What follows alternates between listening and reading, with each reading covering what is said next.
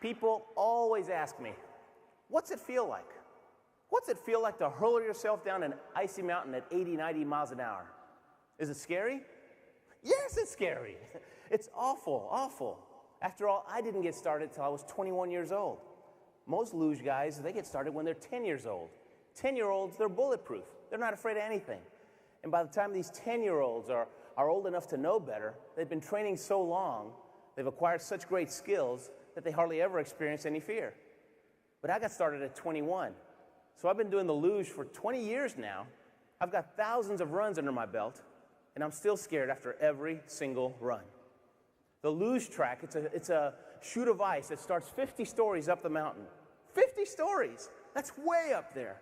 You're going to be sliding down that mountain on a little bitty sled that's just a piece of fiberglass on a couple of steel runners.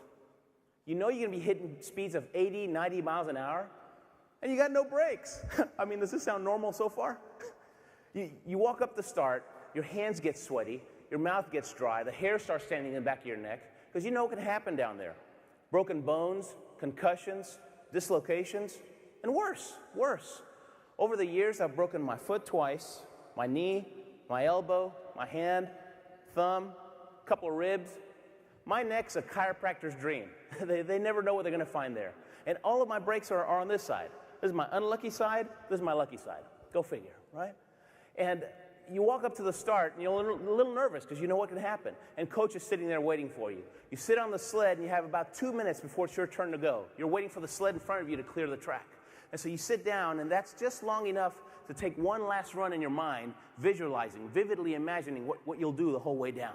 And so you close your eyes, and it's okay, curve 1, easy, easy, curve 2, point those toes, curve 3, breathe, remember, relax. And it's always perfect. I always win the gold medal when I'm visualizing, right? But now it's really time to do it.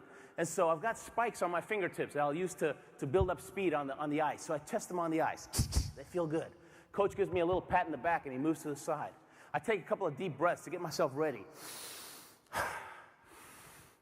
Visor goes down, grip the handles, and it's 1, 2, 3, and you pull as hard as you can, and you paddle furiously to build up speed, and you lay down. And in no time, you're doing 50, 60, 70, 80 miles an hour, and the world's just doing this. And you're focused on a spot about 30 feet in front of you, just flying down the track. And people watch us on TV, they think all we do is hold on and pray, right? Because that's what it looks like. Well, we hold on, we pray, and we steer a lot. We're making hundreds of tiny corrections the whole way down to have the perfect line down the track. But it's so responsive. All I have to do is push down with my shoulder just a little bit, and there it goes. If I pull with my handle, that's a medium steer. If I apply force with my legs, that's like doing this with the car. That's for emergencies. If I hiccup, that could be enough of a motion to cause me to crash against the wall and just have an accident. If it's your turn to go and you get the hiccups, you're going to have a rough ride. You're flying down the track 80, 90 miles an hour. Suddenly you hit a curve. Now you might be 20 feet up on the curve, pulling up to 6 Gs. 6 Gs means I weigh 200 pounds. It feels like 1,200 pounds squashing me against the wall. And you can see the exit way down there. And you're trying to drive through.